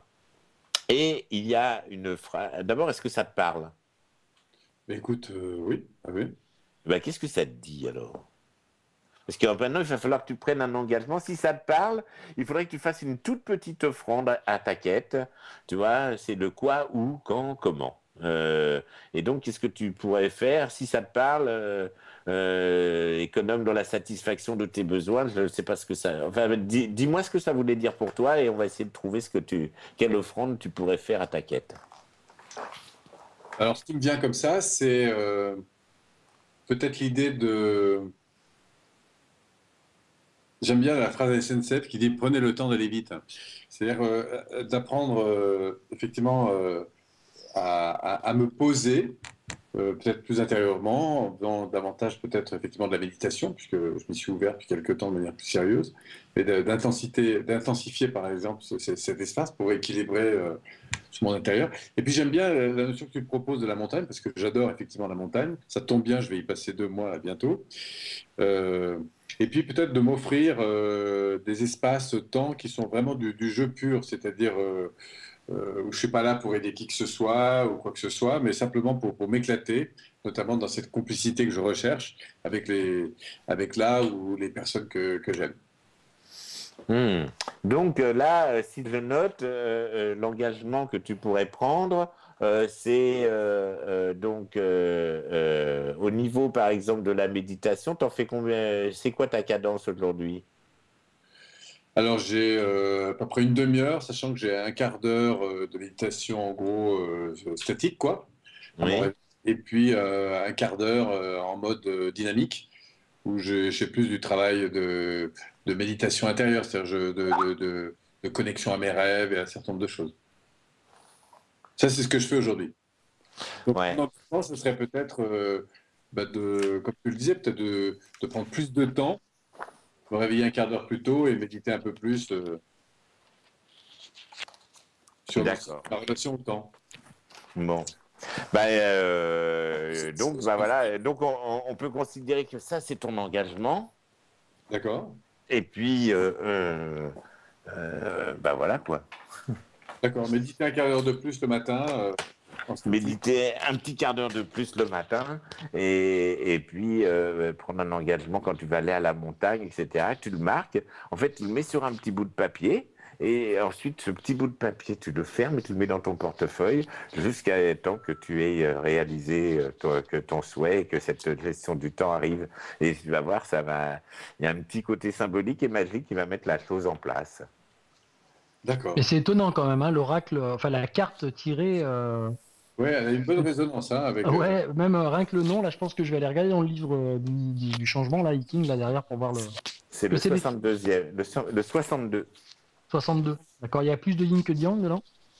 Il y a plus de yin que de yang. L'hexagramme, Le 62, je ne sais pas, dans l'hexagramme, là, visiblement, celui-ci est yin, oui, c'est clair. D'accord, d'accord. Peut-être trop de yang, pas assez de yin Voilà. chez Polo. Bon, je pense qu'on ne va pas avoir le temps de Oui, terminer, alors c'est hein, dommage, mais quel dommage, on allait aborder ma relation aux femmes et je voulais te poser la question. Juste tirer un hexagramme pour toi, si tu veux. Oui, ça ce serait pas mal. Je voulais juste te poser. En fait, au début, j'ai dit ça comme une blague parce que je voulais plutôt aborder la partie professionnelle et après, je me suis dit mince, il va falloir qu'il y ait une carte joker ou un truc pour pas que je puisse. Ok.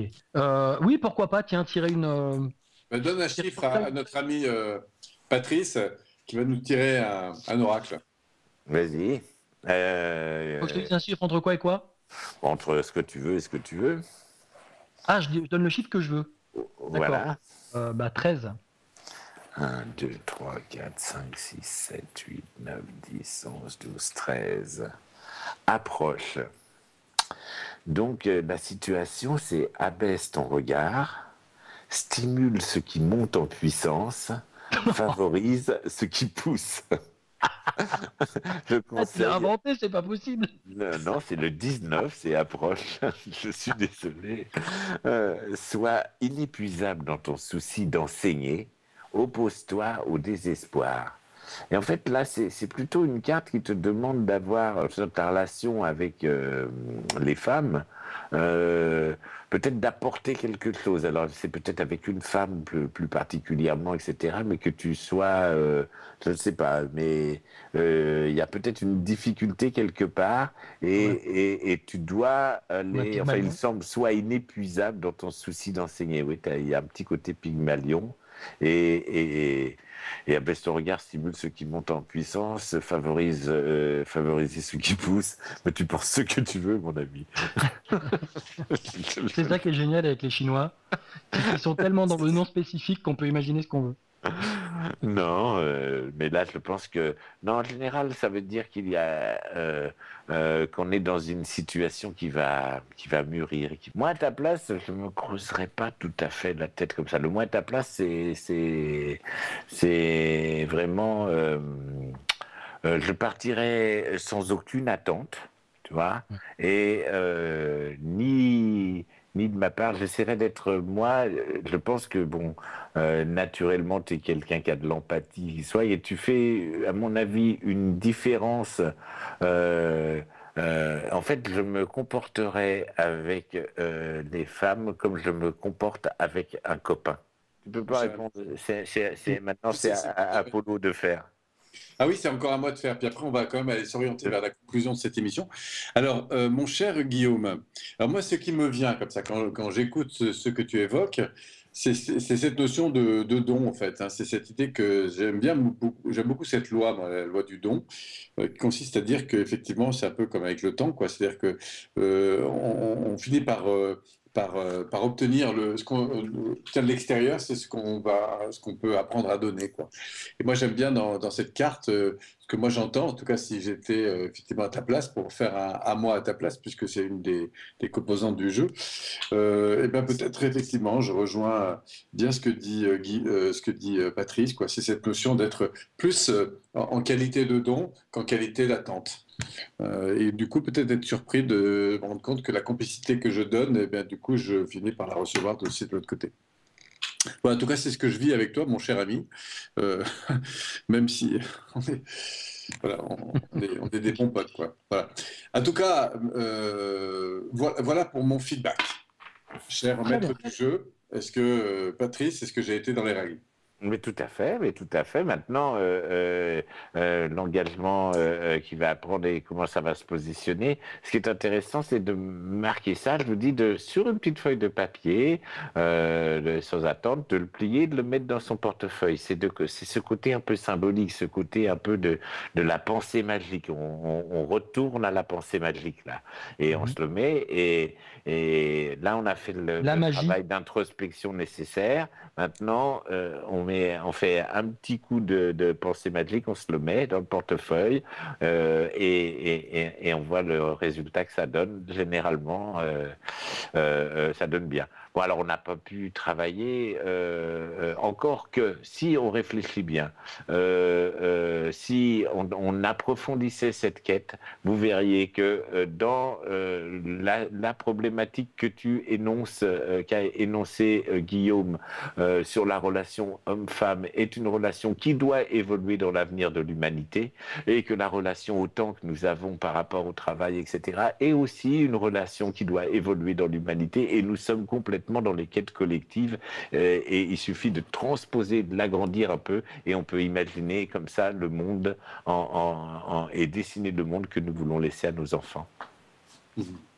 Eh bien, écoute, super. Merci, un grand merci, Patrice. Alors, Guillaume, on approche de la fin de cette émission. Oui.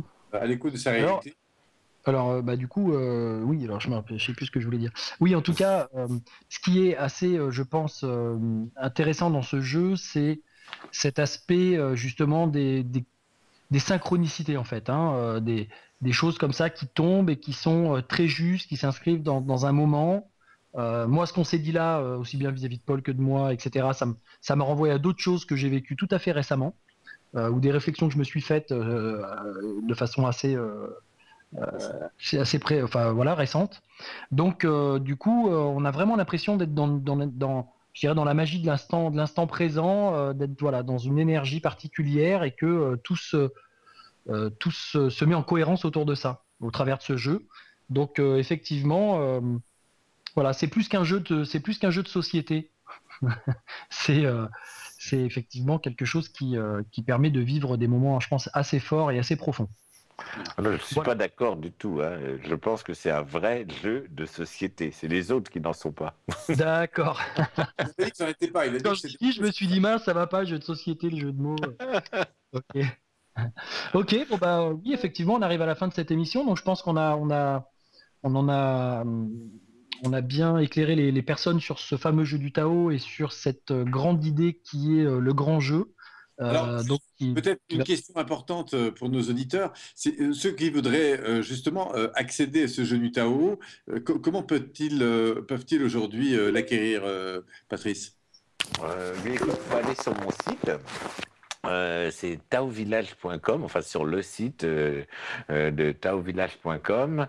Et puis, en fait, pour l'acquérir, faut regarder. De temps en temps, on vend des jeux. Alors, on peut commander des livres. Les livres, ils sont chez Albin Michel. Il y en a 2. Il y a Comment devenir le héros de sa propre légende, qui est le premier. Et le deuxième, qui est le jeu du Tao sur la santé et le mieux-être, qui est un peu le tome 2 du premier, qui explique comment, avec le jeu du Tao, on peut améliorer sa santé, parce que tout ce qui ne s'exprime pas s'imprime. C'est comment sortir les choses qui nous font difficulté et qui peuvent nous causer des problèmes dans la vie au niveau de la santé. Donc ça, c'est donc les deux. Donc ça, c'est voilà. Et puis le jeu du Tao lui-même, eh bien, il est pour le moment distribué qu'à ceux qui se forment et qui ont envie d'animer. Et pour ça, il faut rejoindre des équipes et des parties qui sont un peu partout en France. Et bon, ça se devrait expliquer, bien sûr, sur le site. Sur le site, et l'opération va véritablement commencer à partir du mois de septembre, le grand jeu. Et là, on peut s'inscrire pour y participer sur le site, oui. D'accord. Donc c'est bien www.taovillage.com. Taovillage.com en un seul mot, oui. D'accord, très bien. Eh bien, Patrice, un grand merci. D'abord parce que tu viens clôturer cette première grande série d'émissions que nous avons eues depuis le mois de janvier avec mon cher ami Guillaume, fidèle partenaire. Et puis, je voulais aussi beaucoup remercier encore une fois Maxime Robin et Isabelle Coupeau, qui sont eux responsables de cette nouvelle radio qui s'appelle Univers Gaïa, sur laquelle vous écoutez depuis 6 mois. On reprendra probablement ces émissions, c'est pas probable, c'est que ça va être à peu près certain, avec déjà des grands invités qui nous rejoindront sur le prochain semestre, en tout cas à partir de septembre. Nous avons déjà Jacques Salomé qui sera avec nous, en tout cas sûr pour le mois de novembre. Les autres intervenants, je ne vais pas vous annoncer parce que c'est pas encore complètement calé. Mais en tout cas, on aura de belles soirées, de belles rencontres encore. Merci encore pour votre fidélité, chers auditeurs. Guillaume, quelques mots pour conclure, et puis on donnera la parole pour un dernier mot à notre ami Patrice, avant de fermer cette dernière émission, qui est un petit peu dépassée d'ailleurs, puisque nous avons 10 minutes de retard. Ok, écoutez, déjà merci beaucoup à Patrice d'avoir accepté cette invitation et puis de nous avoir permis de faire découvrir ce jeu. Je trouve que il y a une cohérence qui s'est installée au fur et à mesure des émissions qu'on a proposées. Au départ, on n'avait pas un programme qui était vraiment calibré, puisqu'il fallait au fur et à mesure qu'on ait des intervenants qui acceptent de jouer le jeu. Et finalement, il y a un fil conducteur qui s'est installé, et de fil en aiguille, on a réussi à aborder des thèmes qui sont vraiment passionnants. Et celui-ci, je dirais, le conclut un peu dans la joie et la bonne humeur, puisque on va pouvoir mettre en pratique vraiment tout un tas de choses au travers d'un jeu et d'un côté ludique. Voilà, je suis assez content de ce petit parcours de 6 mois. Mais Paul, je te remercie également pour ton grand professionnalisme et ta qualité d'animateur. Et puis je remercie également Isabelle et Maxime de nous donner l'opportunité d'animer ces émissions sur Radio Univers Gaïa, donc cette petite radio du bien-être et qui est très ouverte et qui s'intéresse à des tas de domaines qui sont alternatifs, on va dire. Voilà, donc voilà, c'était tout ce que je voulais dire, et je laisse Patrice conclure par le... Alors Patrice, un dernier mot pour nos auditeurs, ou un conseil de fin de soirée? Un conseil de fin de soirée, oui, je vais en avoir. Alors pour les auditeurs, écoutez, si par hasard vous avez du blues et vous trouvez que la vie est difficile, eh bien, venez avec nous, participer au grand jeu et essayons de faire en sorte que le monde soit... on va réenchanter le monde ensemble, et on peut le faire par le jeu, je vous promets, c'est possible. Je voulais aussi remercier Isabelle, que je crois avoir déjà rencontrée, et Maxime, que j'ai eu tout à l'heure à la technique. Mais merci pour avoir effectivement nous offrir ce temps d'antenne. Et puis vous deux, Moi, il y a un petit problème dans le jeu du Tao, c'est qu'il faut choisir un buddy. Il faut quelqu'un, c'est à la fin du jeu, on choisit la personne qui va vous aider dans sa quête. Vous savez, qui va vous rappeler. Un buddy, c'est un copain. Et qui doit. Moi, je serais assez d'accord pour être le buddy de celui qui va aller à la montagne cet été et de venir voir s'il fait effectivement sa méditation un jour ou deux. Cher ami, nous avons le bienvenu à Pralognan. Voilà. Eh ben écoute, je suis. Ben écoute, voilà, j'accepte avec grand plaisir ton invitation. Ça, le mec qui s'est invité. J'aimerais bien aller. Non, moi aussi j'ai besoin de faire de la montagne. On pourrait se retrouver, faire une partie tous les trois à Pralognan, de ces quatre. Alors moi j'y serai la dernière semaine de juillet, donc si tu peux te libérer la dernière semaine de juillet, ce serait génial qu'on se retrouve là-bas et qu'on fasse un jeu du Tao. Ouais. Et si d'autres gens s'écoutent, veulent nous rejoindre, pralognan-lavanoise.com, pralognan.com. Voilà, c'est en Savoie. Et vous serez donc les bienvenus puisque nous y passons une bonne partie de l'été pour des séminaires aussi de développement personnel. Voilà, merci en tout cas à tous pour votre présence, pour votre écoute dans cette émission. Je vous souhaite un magnifique été, chers auditeurs. Sachez que ces émissions sont enregistrées et sont donc podcastées sur le site de la radio d'une part, mais vous pouvez aussi les retrouver très facilement sur Internet. Il vous suffit de taper sur Google émissions, Paul Pironnet, Guillaume Andreux, et puis vous nous retrouverez très vite. Voilà, sinon le mieux c'est quand même la radio Univers Gaïa, où toutes ces informations sont bien sûr podcastées. Voilà, merci à tous, très bonne fin de soirée, prenez soin de vous et au grand plaisir de vous retrouver. Très bon été, merci. Au revoir. Au revoir.